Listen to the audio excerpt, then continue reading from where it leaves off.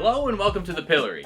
Today we are looking at the 2013 movie that changed the world of horror, The Conjuring. It was released first on June 8th in Spain at the Madrid International Fantastic Film Festival. It was then released in the US on July 19, 2013. It had a budget of $20 million and grossed a stunning $319.5 million worldwide. The movie was directed by James Wan, at the time being known for his renowned movies such as Saw and Insidious. The Conjuring received an 83% from audiences and an 86% from critics on Rotten Tomatoes, making it one of the few movies I've seen where the audience and the critics agree. Demons and ghosts have been introduced in movies like Paranormal Activity and Insidious. However, in my opinion, it wasn't until The Conjuring that it was actually perfected. The movie was so successful, in fact, that it spawned an entire ICU to go along with it, some movies of which we'll be taking a look at in the future. This movie was so scary, in fact, that it's said that the movie set is haunted. On the set, one actor developed strange bruising despite having no stunts, and another would wake up between the hours of 3 and 4 a.m. every night. There were even reports of ghostly sightings,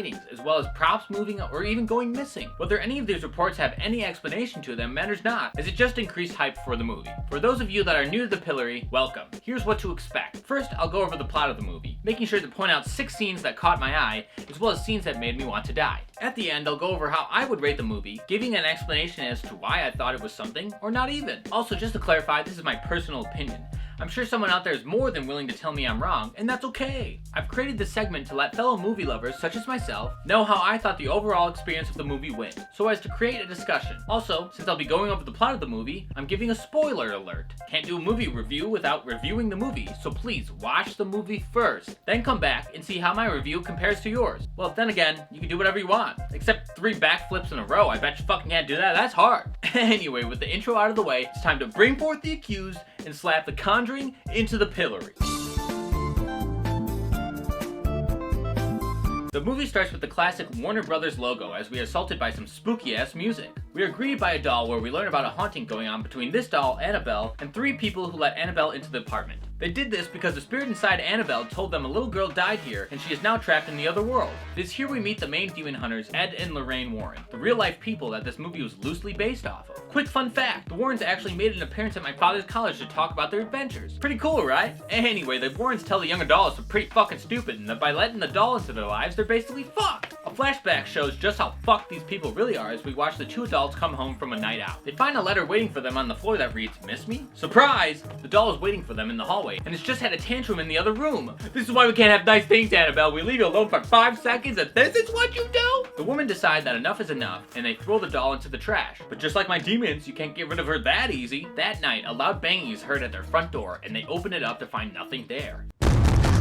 After finding a note on the ground that says "Miss me," the spare room door starts to bang loudly, making me drop my popcorn, which is like $30 at the theater, so now I gotta eat it off the floor, cause you know, that's $30 fucking dollars, and I'll be damned if I let the movie theater win. Annabelle is back, baby, and we cut to the adults talking to the Warrens. It is here the girls learn that the doll was actually pretending to be a child, and is in fact possessed by a demon. Unlucky. The film cuts to a projector on a college stage. Hey, just like my dad! And the Warrens are giving a lecture on their lives as we find out that this was just the introduction. Words suddenly start to roll across the screen. Here we go reading again. I hate it. It explains that since the 1960s, Ed and Lorraine have been the world's most renowned paranormal investigators, but throughout their thousands of cases, there was one that was so scary it's been kept secret, until now. We transition through a window with kids singing in the background, and suddenly we are in 1971 Rhode Island, where we meet our main family, Perron family. Let me just stop there and say that was a pretty decent transition. The words scroll down to come level with the title, and we go through the window to see the characters. It's good, really. This is a family of 7, 2 parents, 5 girls, and a dog named Sadie. But as the family's checking out their new home, Sadie knows shit's fucked and refuses to go in. Spoiler, the dog dies. Yes, it's sad, and no, they don't show you how she really dies, but I figured I'd mentally prepare you for when that happens. Anyway, the dad gives up on forcing Sadie inside and heads in. And damn, they're playing a throwback banger as the song Time of Season by the Zombies bops. Fuck yes, I love this song. We are treated to a lovely scene where the camera follows the girls through the house all the way to the backyard, which is all done in one shot. It's here we find April hanging out by a creepy ass tree, messing with a creepy ass wind-up toy. You just know that toy's gonna come back to haunt her. The movie jumps to night where the girls start to play a game called hide and clap. One person is blindfolded while the others hide. The blindfolded person then tries to find the others while asking for 3 claps. Yeah, as if hide and seek wasn't creepy enough, let's add in being blind and having to listen to claps, cause why the fuck not? Christine is led around in circles as the game goes on when she stumbles into a closet under the stairs. Jumping to spook her sister Nancy, they accidentally break the boards in the wall, revealing a hidden basement. That's totally not hidden for any reason at all. We should all totally go down there, just to hang out, you know, because hidden basements are fun. Not! This is a demon basement, filled with demons! Dad walks over, grabbing a box of matches, and heads down to investigate. He finds a ton of spooky junk in the trunk and comes back warning the girls that there are spiders down there.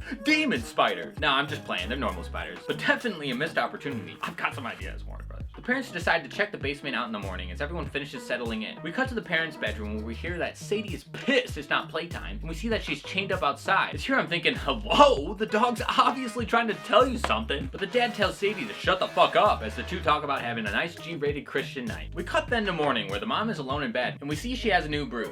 Most likely due to last night's church-related activities, if you know what I'm saying.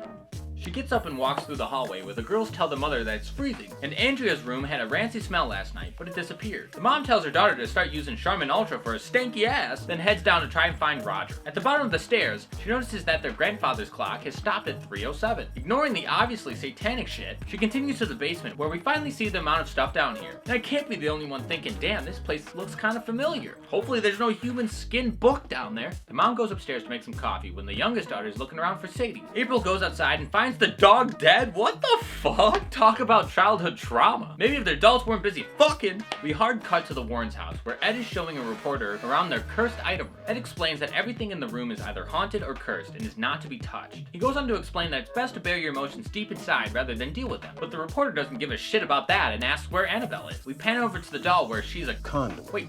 Did he say condom? Conduit. He definitely said condom. Conduit. Oh, conduit. He meant conduit. That's right. Anyway, the doll houses a very powerful demon. He explains that they must use extreme caution to ensure no one gets hurt. The reporter then says he heard a rumor from a priest that Lorraine and the devil were getting it on during an exorcism that happened a few years ago. Ed proceeds to say that a while back she had a bad moment during an exorcism, and he doesn't want to talk about it because, well, the whole bury that shit deep down thing. A wooden creaking sound alerts the pair to the Warrens' daughter, Judy, who's been sneaking around. And they better watch out because she's eyeing the Annabelle like I do a turkey on Thanksgiving dinner. The scene then cuts to Lorraine and Judy rocking together in a chair. Aw, look how cute they are. Too bad they're gonna die. Nah, I'm just kidding. Or am I? They talk about how Ed's still upset about the exorcism, and Lorraine proceeds to gas at him, saying, "This shit again? Come on, I told you it was a one-time thing." Ed feels responsible for some event that happened a long time ago, but for the time being, we don't know what it is. We cut to the Braun family, where we see the grave they dug for Sadie, and fuck, I promised I wouldn't cry, but here we go. We get a shot of the grandfather clock, where the time is currently 3:07. Spooky time! We cut to Christine and Nancy's room, where it's a POV shot of a camera creeping up on Christine, which, kinda weird, but okay. Suddenly something yanks her leg and she wakes up, yelling at her sister Nancy to stop grabbing my foot. The camera turns to show that Nancy is currently sleeping in her bed. The pair argue a little, until Christine tells her sister to quit shitting the bed cause it's stanky. Flash to TV static where the father is asleep in his study. We hear a distant banging when the dad wakes up. Then we hear some more noises and the sound of the back door opening. The dad turns off the TV and goes to check it out, and we get a long shot of the back door rattling slightly. Then it slowly swings open. Yeah, fuck that, I'm out. I ain't fucking dealing with that shit. Of course, the dad proceeds to check out the spooky door and finds the kitchen window open. He hears a noise on the stairs. Turning to see his daughter, Andrea, she tells him that Cindy is sleepwalking again. And the pair then go to her room where we find Cindy attempting to get brain damage. Yeah, fuck that. I think it's time to throw your daughter out because she's fucked. The dad leads Cindy to her room and we cut to morning where the dad notices another bruise on the mouth. She says she'll see a doctor and the dad leaves content. As he is walking to his car, a dove flies into the house and breaks its neck, which we all know what that means. The house is haunted.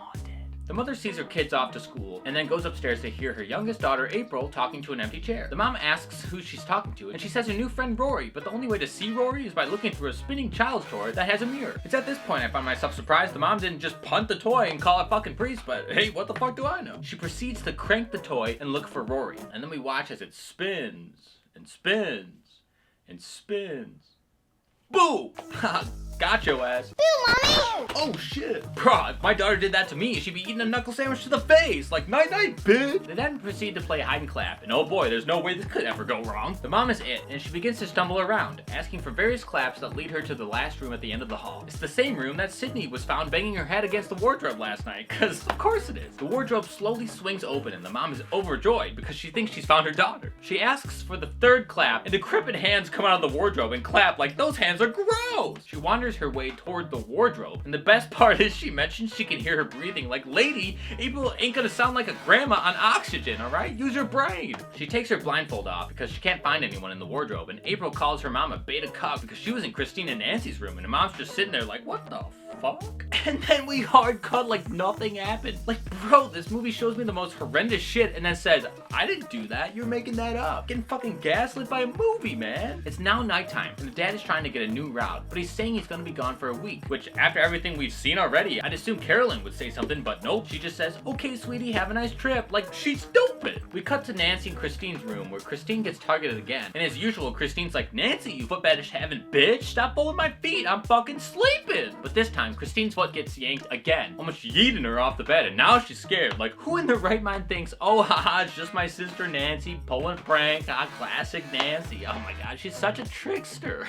Whack. Anyway, she looks around her room, even going so far as to look under her bed, but there's nothing there, until we hear a creaking as the door to the room starts to swing shut. Christine is mortified at something behind the door, and wakes her sister up to check it out. Christine asks Nancy if she sees the person behind the door, and they're both like, oh shit, it's Nosferatu. Oh wait, no, the lights aren't flickering, that's not Nosferatu. And then Chad motherfucking Nancy steps to the person behind the door like, what up? Why you watching little girls sleep at night, huh? Pretty sus. Also, it smells like ass in here. But the ghost ain't having any of her shit, and slams the door shut. The parents come running into the room as Christine is screaming, but there's no one there. Christine tells them the thing talked to her, and it said it wants her family dead. Which honestly, I love how the ghost world's like, yo, these random assholes moved into my house, time to kill them. Anyway, we hard cut to the Warrens, where Ed tells Lorraine they got a new case. Ed is worried about Lorraine getting hurt like last time, but Lorraine says everything's going to be okay because she's a fucking alpha. We cut then to nighttime at the Perron family, where Carolyn's popping some pills. She's got a lot of new bruises now, and she looks like a grandma after going 5 rounds with a flight of stairs. She starts to fold clothes when she hears a clap from somewhere in the house. Thinking it's her daughters, she goes out to investigate, only to find everyone asleep in bed. And then all of a sudden, the pictures on the wall fall down. And somehow none of the girls woke up to this? Like, we got people shitting their pants and they're all still asleep? Oh, I get it now. The mom slipped them all a couple bennies. Haha, parenting's hard. So the mom just casually walks past the destruction and turns on all the light, and then hears someone clapping, and instead of, I don't know, getting a weapon or something, decides to yell, who is that? While walking towards the clapping noise. You know what? I'm just gonna let this one go. She looks around more, but finds nothing until the door to the basement creaks open. Oh, haha, silly dork, quit playing, she says as she walks into the basement. It's pitch motherfucking black in here, but luckily we've got a little hanging light that sheds about an inch of light because, you know, it's got that horror movie lighting budget, I guess. She threatens to lock in whoever's down there, but as soon as she's leaving, the fucking door slams into her face, sending her cascading down each step. Grandma, no! She looks around trying to figure out what just happened when a bouncy ball is thrown at her from somewhere in the basement. She quickly sprints up the stairs as the light bulbs explode, plunging her into the darkness. The door is locked though, so she bangs against the door until we hear giggling. She starts to light matches to see who is laughing, but we can't see shit, you know, cause the lighting budget. And then the voice asks to play hide and clap, and hands clap right next to her head. Holy shit, this lady's fucking dead, dude. We get a shot of her banging against the basement door as we cut to the spooky ass wardrobe room. Surprise, surprise, Cindy's at it again, banging her head against the wardrobe and waking up Andrea. Andrea walks over to stop Cindy from getting more brain damage when the doors to the wardrobe start to bang. Spooked, Andrea walks over to investigate it because, you know, plot, I guess. When Deborah motherfucking Logan jumps off the wardrobe onto her, my fucking god, fuck that, fuck you, I'm fucking done with this movie, it's fucked. Roger comes home to find chaos. He saves his wife and then runs up to Andrea's room to save her. And again, I just have to say, no one woke up from the pictures smashing against the wall, but one little scream and now we're all awake?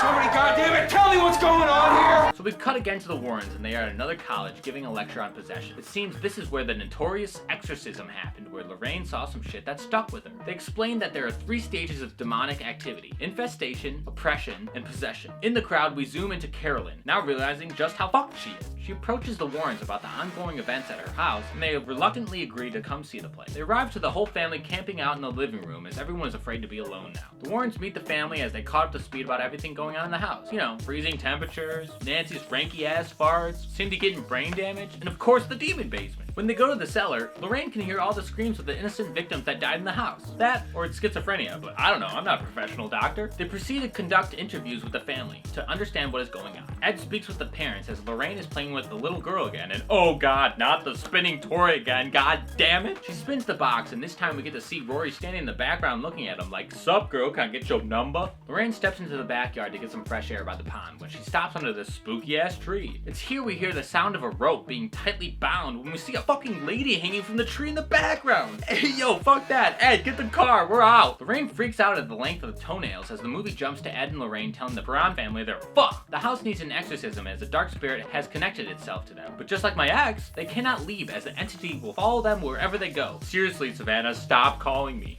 We dated for 3 months, alright? You gotta let it go. They explain that they need to find evidence before the church will let them do an exorcism, and then yeet out of the house. We jump to the Warrens' house as they're going over the tapes they recorded earlier, and Carolyn's voice did not record during the interview. We learn that the house was originally built in 1863 by Jedson Sherman, a man married to a witch called Bathsheba. She was related to Marytown Estey, one of the original women accused of witchcraft during the Salem witch trials. Quick side note, I did some research on Mary, and she was accused of witchcraft by the girls from the town. The girls said that she was forcing them to move their hands, or attempting to break their necks when Mary would tilt her head in their direction. One of the girls went so far as to accuse Mary of sending her medieval dick pics in the middle of the night, which, you know, they don't even have phones back then, so I don't even know how she did that. To me, it all sounds like a case of public bullying, or an attempt to hide a love affair. Anyway, what I'm trying to get at is the Salem witch trials were fucking stupid, and Mary was one of the many unfortunate victims, so the fact that they even bring her up in the movie is kind of just straight slander. Lorraine explains that Bathsheba had a baby, and when it turned 7 years old, she sacrificed it in front of the fireplace, ran to the backyard's tree, proclaimed her love for Satan, cursed anyone trying to take her land, and hung herself. Yeah, it seems like a pretty normal response to a kid turning 7, but I don't know, parenting's hard, okay? Her time of death was 3:07 a.m., which is the same time the clocks have been stopping. Well, that explains a few things. Lorraine shows the files of some of the previous owners of the house, all of which killed themselves. Apparently, the original property line has shrunk, but the entire property is cursed. The curse still applies to the full property, which is killing random people that live in the house or any building that touches the property. One of these deaths was a maid in a nursing home, but since the nursing home was built on the original property, the curse still affects it, which is kind of funny to think about because that means in theory, you could create a haunted porta potty. Seriously, Warner Brothers, stop ignoring my calls!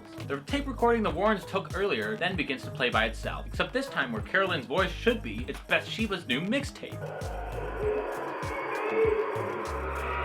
We zoom into the time. Oh, look, it's 3:07. Spooky. We cut back to the house and the ghastly goon and gang is coming through. We got the Warrens, the college nod-paid intern Drew, and the goon master himself, Officer Brad Hamilton. Just look at the power of that stash. The gang is setting up while we jam out to the song In the Room Where You Sleep. Quick fun fact, this is the band Dead Man's Bones, starring Zach Shields and Ryan Gosling. Yes, that Ryan Gosling. His band alias is Baby Goose, and apparently the band formed after Shields and Gosling bonded over the Haunted Mansion ride at Disneyland. Crazy, right? Anyway, we cut to Ed, Drew, and Roger setting up a thermostat camera device, and Ed explains that it will take a picture if the camera drops too low. We cut to Lorraine and Carolyn talking about how Bathsheba was a loser and had no friends. Personally, I think that's a little harsh, but they share a moment together while looking at a Perron family picture. And then we get a little cute flashback of the family enjoying life. Isn't that sweet? I'm sure this totally won't come up at the movie later. We then cut to Drew and Andrea alone upstairs together, where Drew shows her how blacklight works, which for starters is probably the last thing you'd want to be doing to a girl you just met, but hey, you do you, Drew. Apparently, they both share the same kink though, as they each give each other creepy ass smiles. Ed walks in and goes, "Don't tell me you did the blacklight trick again. We talked about this, Drew, okay? You can't be doing that." And then all of a sudden, one of the doors starts to jingle as it slowly opens. Just Stash Master Brad asserting his dominance by taking a shit in the only bathroom in the house. What the fuck?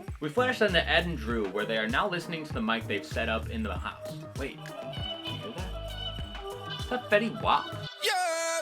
We then jump downstairs where Roger asks Ed why he brought a bag full of sex toys to an exorcism. He explains that sometimes the spirits get hot and bothered by Jesus on the cross, and by placing sexy statues of him around the house, the paranormal activity will increase. Once again, we start to hear a door jingling, and the basement door has begun to creep open. The picture is suddenly taken, and they proceed to the basement with their handheld cameras since they need to capture evidence to get an approval for an exorcism. We follow the trio into the basement where Ed starts to call out the ghost, saying she's a third-rate duelist with a second-rate deck. It seems his insult hit a nerve, as they pick up nothing on the mic until we notice that Lorraine's stomach is acting up from the gas station burrito she ate on the way there. Ed starts throwing holy water around, but we still get nothing. They head back upstairs when we hear a sudden bump. They all turn back to see the piano just chilling there, and then Brad turns back around, probably thinking, "Bro, move your fucking ass up those stairs. I'm too young to die." They exit the basement, and suddenly the door slams shut. We cut to an analog clock and see it's now 3:08. Cut then to pancakes, and everyone is in high spirits. You know, because the pancakes. It seems that the Warrens' presence has helped lighten the mood, and Carolyn, feeling safe, goes to get some rest.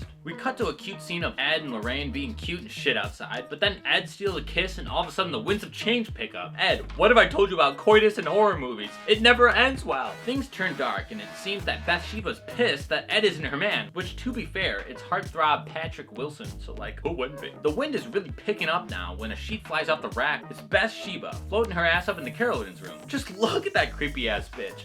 Hell no. Lorraine then runs inside, and we cut to Carolyn taking a cat nap. She wakes up screaming as Bathsheba's floating above her, giving the most spine-chilling look I've ever seen. Hell no, dude. And oh god, then she fucking blood vomits into Carolyn's mouth. That's disgusting. Lorraine has made it upstairs into the room where Carolyn has locked herself in the bathroom, where it sounds like me after a night of bad decisions. She finally opens the door and Lorraine confronts her, asking her if she's okay. Carolyn says it was that gas station burrito she ate earlier, and Lorraine's like, ah shit, you too? We cut to the family getting back from their ice cream trip, and Roger walks up to Ed working on the Chevy. The pair talk about white people stuff until Ed feels comfortable enough to bring up the time Lorraine saw something at an exorcism. He doesn't know what it was, but whatever happened caused her to change. When the exorcism was over, Lorraine locked herself in the room and stayed there for 8 days, which funny enough is how I responded to my grandparents after seeing them naked on accident. No, I don't want to talk about it, okay? Stop bringing it up! We cut to nighttime and the gang is having another late night. Brad is on his 5th cup of coffee and decides to go for a 6th one, which is a great call in my opinion. He heads into the kitchen when he hears something outside. He makes his way over to the back window and we hear someone whispering. Of course, Brad goes to check it out, turning on the lights and yanking that door open with the power he gained from the bean juice. After finding no one out there, he turns to go back inside when sweet googly moogly, there's someone in the background. It's a nurse who shows him her split wrists, and balls of brass Brad walks into the room to help her. She disappears into the laundry and then after not finding her, he turns to leave when holy shit, what the fuck? Brad freaks the fuck out and the gang runs in. He says he saw someone, but while he's talking, we cut to another angle where Cindy is sleepwalking. She walks towards the stairs when the camera flashes, telling us that her sleepwalking is paranormal in nature. Since they need evidence of the paranormal to perform the exorcism, everyone just watches as Ed says, "Do it for the vine, Cindy!" Cindy walks into Andrea's room and the door slams shut. Now realizing Cindy's fucked, Roger runs up to the stairs, but he can't get the door open, cause yeah, what'd you think was gonna happen? Roger and Ed break the door down while Drew jumps on the headset to listen to what is going on. It seems there's a little boy with Cindy, telling her to hide with him somewhere. They finally get the door kicked down and they tear apart the room until there's nowhere else to look. They then decide to get the UV light and use it to track the footsteps of the ghost boy because I guess he would have fluid on the bottom of his feet or something? I don't know. They track it to the wardrobe where they find a hidden spot. It's here they find Cindy and rescue her, and April explains that this is where Rory used to hide. Suddenly getting the best idea ever, Lorraine decides to go into the hiding spot, bringing with her the music box. And I'm sitting here like, what is that gonna do for us? She finds a noose, leaving us to believe that this is the same noose the witch hung herself with. But before Lorraine can confirm this, she falls through the fucking floor. Oh my god, she just fell like 3 stories. And then we get this great scene where Ed is running around the house, like banging against the walls to find Lorraine. And then we cut to Lorraine who's in the payment basement. The basement. Somehow her flashlight still works, and she looks around as a woman laughs off screen. The music box chimes, and for some dumbass reason, she decides to wind the toy up and look behind her. Like, what is wrong with you? You fall 3 stories, probably have a broken leg, and then your first thoughts, oh, let's wind up this child toy. It's fucked!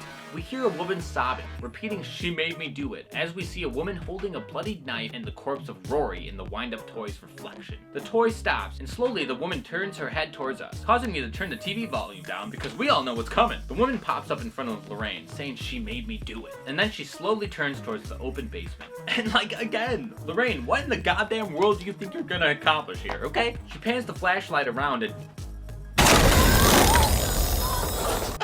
the hanging body slowly turns towards Lorraine. The body flies towards her and Lorraine begins to scream. And now you start to run. Okay, yeah, get to the stairs, Lorraine. What are you doing? She sprints towards the stairs, almost getting decapitated by her necklace, but she makes it up the stairs. Also, what was everyone doing this whole time? Like, you're telling me everyone heard Lorraine fall through the walls into the basement, and the only person looking for her was Ed? It makes no sense. It also just geeks me out that she comes upstairs and everyone's just standing there like, oh, you were in the basement? That's crazy. We thought you were still in the wardrobe. Lorraine explains that Bathsheba possesses the mother to kill the children, and now I take back everything I said about the wind-up toy, but I'm still pissed. But not as much as Bathsheba though, who ghost rips Nancy's hair and yeets her across the room. She drags her about until Lorraine cuts her hair with some scissors. The Warrens have enough evidence and they pack their shit up to take it to the church. While Ed is finishing up, Lorraine heads to the back of the house and she hears her daughter's voice crying out for her. She runs to the pond where we get a shot of Judy's body floating by like she's in the dead marshes, and then Lorraine runs back inside to call her mother. She begs her mom to check on Judy, and we get this super cringe moment where Ed is freaking out because Lorraine's clearly upset and asking her mother to check on her daughter, but for some reason when Ed asks what's happening, Lorraine just kind of looks at him and doesn't respond.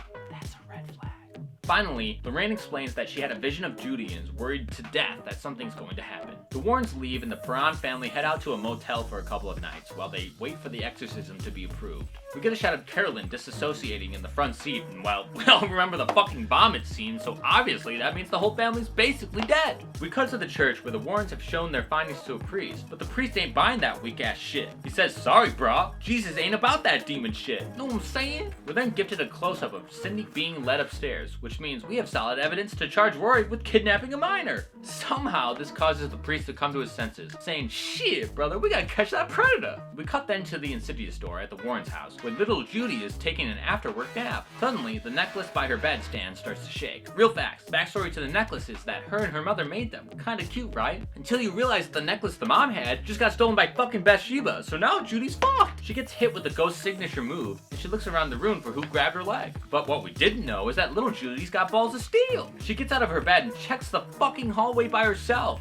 She flicks on the lights and calls out for her mom and dad. Hearing nothing, she literally checks the house by herself like the goddamn Wonder Woman she is. Finds that her dad left his adult room open again. She flicks on the light and peeks inside, realizing that Annabelle's here to spook ya. Judy runs for the stairs, but stops as the hallway lights suddenly turn off. She calls out for her grandma at this point, but shit's getting spooky.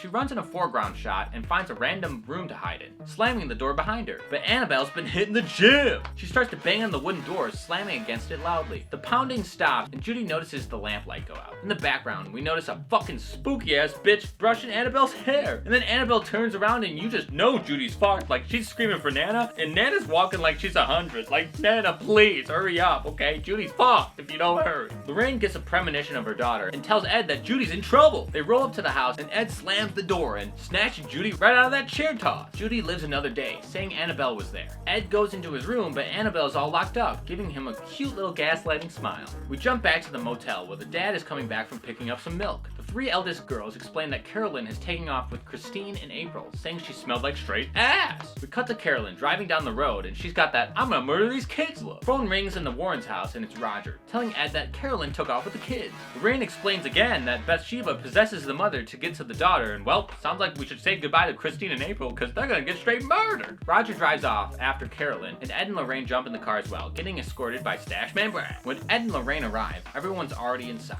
Ed runs to open the door but keeps pulling when it's a push, but you know, there's no signs on the door, so I guess it's a 50-50 chance. It's a good thing that Stashmaster Brad's packing though. He pumps his shotgun and blows the door handle off. God damn, that's one way to do it, I guess. We hear screaming coming from the basement as everyone runs down to find chaos. Hey yo, Carolyn's straight up trying to shiv her daughter. What the? Roger is holding back Carolyn as Ed and Drew attempt to get Christine free. The group struggles and they manage to get the knife away from Carolyn and drag her to the front door. But when they try to get her out of the house, her skin starts to crumble apart. It seems that Bathsheba won't let Carolyn leave now that she's possessed, which makes no sense because she was just at the motel and she wasn't dying then, so now all of a sudden she's not allowed to leave? Like, what? Lorraine says that they need to fix Carolyn's skin routine, but before she can bust out the Neutrogena, Carolyn is thrown into the house and dragged into the basement. Everyone runs to the basement and watches as Carolyn goes 0-2 to Bathsheba, getting tossed around like a ball in a ball pit. Meanwhile, Drew starts running around the house looking for April. Back in the basement, Ed and Roger are trying to get control of Carolyn, but they didn't realize she's been taking pre-workout. She tosses them about the room and pins Ed to the floor. Mustache Brad tries to help out, but Bathsheba, who's now in control of Carolyn, bites a chunk of his cheek off. Oh geez, and now he's infected for sure, like he's probably got rabies. Lorraine thinks fast, throwing a white sheet over Carolyn, and they all work together to get her tied to a wooden chair. Ed says this shit's fucked up and they need a priest, but Lorraine reminds him that the church is too far away to help now. Looking at the chaos, Ed decides to do the exorcism himself, and they all prepare for the work. We get a cool transition shot of Lorraine running out to the car to get her book while we are reminded that Drew's doing absolutely fucking nothing. Back in the basement, Carolyn is moaning with crazy ass Satan noises, and as they start the exorcism, Ed splashes some holy water on her, causing Bathsheba to get pissed. Ed immediately drops the holy water, which is hilarious because moments ago he was like, I got this, guys. And then she starts screaming and now he's like, no, I can't do this, get me out of here, man. We cut to Drew again, who is doing absolutely nothing, and we notice that crows have started to fling themselves into the house. And as we pan, we are greeted to a great transitional shot outside to see a whole murder of crows flying around as one flings itself into the basement. The exorcism is not going well as Bathsheba tries to break free of her chains. Upstairs, Drew hears April crying under the kitchen table, and in the basement, the continuation of the exorcism is just getting worse. Carolyn pukes blood out on the sheet, and we are met with a great shot of Bathsheba looking through the sheets as Ed commands her to reveal herself, and goddamn, she's spooky! Suddenly, everything goes silent as they watch Carolyn rise in the chair, and then it flips upside down, and the chair's slamming against the ceiling, and it's like, that's fine, man. I would get out of there, okay? I would not be in that basement ever again. If this was happening, I'm gone. Bye. Ed starts to yell at Bathsheba to put Carolyn down. It's funny because it backfires hard as she falls, causing the chair to shatter into a million pieces. Bathsheba is free, y'all. She starts to cackle as she torments people in the basement. Roger tries to tell Bathsheba to let her go, but she says, "Sorry man, this is my girl." The shotgun cocks and it tries to shoot Roger. Oh, luckily the stash master's still around and he tackles Roger out of the shop. Drew finally finds April, but instead of helping, he screams where she is. Like, bro, what the fuck are you doing? And then Bathsheba's like, "Hey, yo, thanks, homie." And she snatches up the knife and then Demon crawls off into the basement to find April. Everyone tries to get to April first, but it's no use since Bathsheba knows these walls like the back of her hand. Right before Bathsheba can stab April, Ed screams Bathsheba's name, which causes the demon to falter, and he says, "Yo, bitch, go back to hell." Lorraine touches Carolyn's head and reminds her of her cute family moment, and boom, the demon's fucking exercise. Yeah, yo. She pukes out Bathsheba, and it seems she's home free. Although those lips need some fucking chapstick. Everyone walks out of the house to sweet calming music as the family reconnects. Aw, look, April found Lorraine's family locket. That's so cute. Group hug, everyone. We cut to the Warrens getting home as Ed brings the creepy spitting toy into his fetish room. The movie ends with reading, cause goddammit, of course it would. It is a quote from Ed saying that evil is out there. Evil! We zoom into the creepy ass toy spinning, and I swear to God, if there's another jump scare. God damn it! This movie's fucked, man.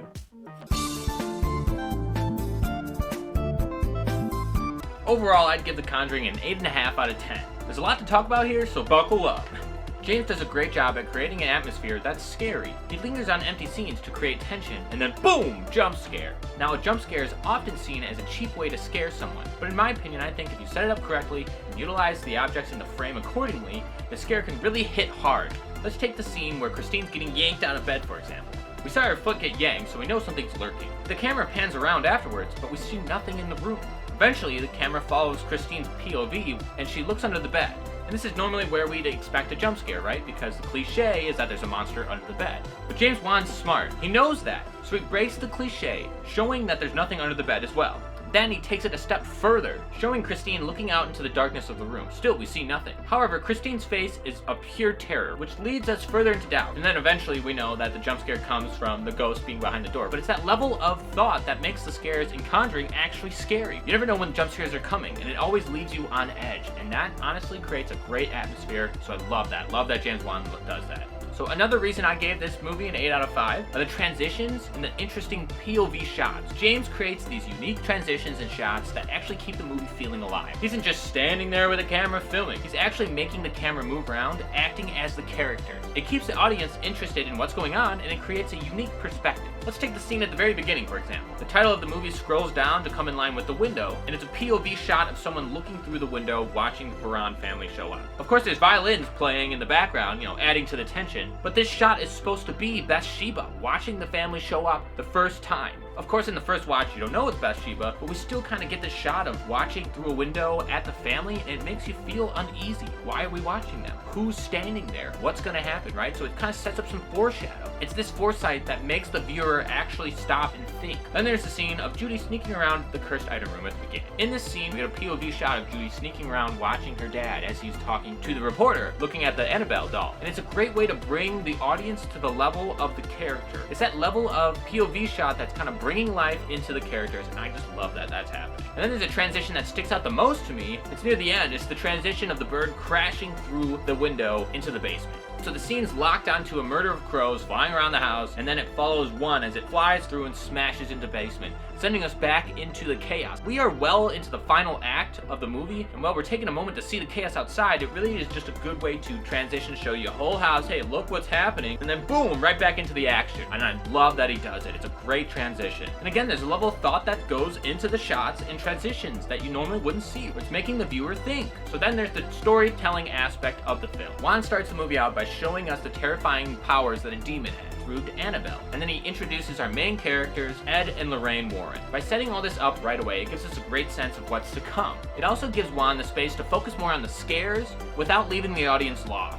And then eventually we're introduced to our supporting characters, who are a down-on-their-luck family, looking for a big break. Of course, they moved into a demon house unknowingly, so we as an audience automatically feel that Cinderella effect. And Juan does interesting things in his storytelling here. He uses a lot of subtle foreshadow to move the story along, making certain scenes hit harder later on when we find out exactly what's happening. Let's take the exorcism, for example. We learn early on that there was something that happened to the Warrens, but they don't like to talk about it because it was a big event that really altered the way they viewed the world. Whatever it was, it's haunting them, making them slowly stop helping people and kind of become reclusive. And as the movie progresses and things get worse and worse, it eventually forces the Warrens to confront their past. And then eventually, when we reach the moment of no return, Ed decides that he's going to do the exorcism. But he doesn't want Lorraine to be there because of the past. But Lorraine says that they have to do this together, and only through their effort together are they able to banish Bathsheba back to hell. It gives them a new outlook on life and creates a full circle for the character arcs, and I just love full circle character arcs. I love it. Circles.